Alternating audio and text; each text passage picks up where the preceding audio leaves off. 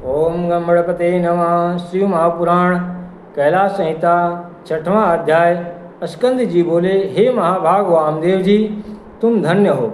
तुम बड़े शिव भक्त तथा शिव ज्ञान जानने वालों में श्रेष्ठ हो।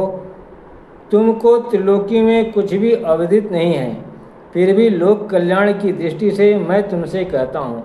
इस लोक में जीव अनेक शास्त्रों से मोहित हो रहे हैं, जिनसे परमेश्वर की विचित्र माया को नहीं जानते। यद्यपि वही देव सगुण, निर्गुण और ब्रह्मा इन तीनों का प्रकट करने वाला और परम देव है।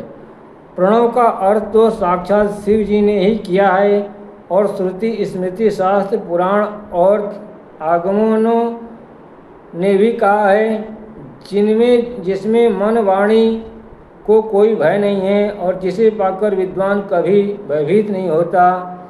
ब्रह्मा, रुद्र समेत यह सारा जगत वही उत्पन्न करते हैं और वह कभी भी कहीं से उत्पन्न नहीं होते। उनमें विद्युत, सूर्य और चंद्रमा का कोई प्रकाश नहीं है और उनकी भाषा से ही सारा जगत प्रकाशित होता है। यह सारा ईश्वर उन महेश्वर को ही प्राप्त है कि जो मुमुक्षुओं के ध्यान की वस्तु हैं। वही सर्वव्यापी, सगुण, निर्गुण, निष्कल तथा शिव हैं। स्थूल, सूक्ष्म और उससे भी परे यह उनके 3 रूप हैं। वही सब देवाधिदेव, सनातन, निष्कल और ज्ञान क्रिया के स्वभाव वाले और परमात्मा भी कहे जाते हैं। वही देव पंचक तथा कला पंचक भी हैं। उनका मन सर्वथा शुद्ध स्फटिक मणि के समान प्रसन्न और शीतल होता है। उनके 5 मुख, 10 भुजा और 15 नेत्र हैं, जो ईश्वर, देव, मुकुट युक्त पुरातन पुरुष और हृदयी वामदेव, गुहा तथा प्रदेशवान हैं।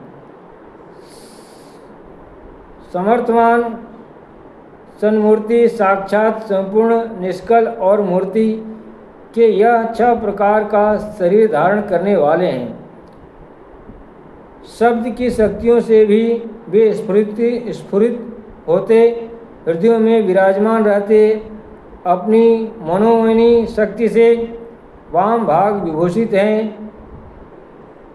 मंदादि से जिनके 6 प्रकार के अर्थ मंत्रों द्वारा होते हैं, जो उपन्यास भार्गी, समष्टि, व्यष्टि भाव वाले प्रणवात्मक अर्थ वाले हैं।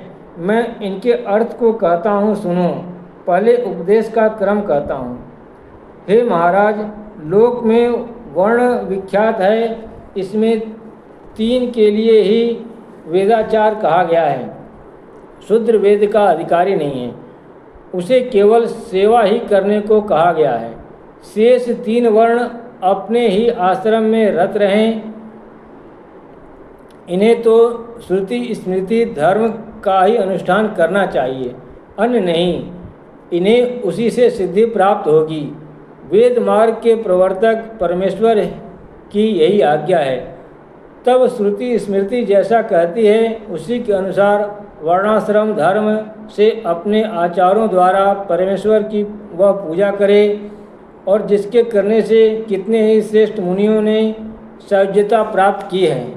ओम नमः शिवाय।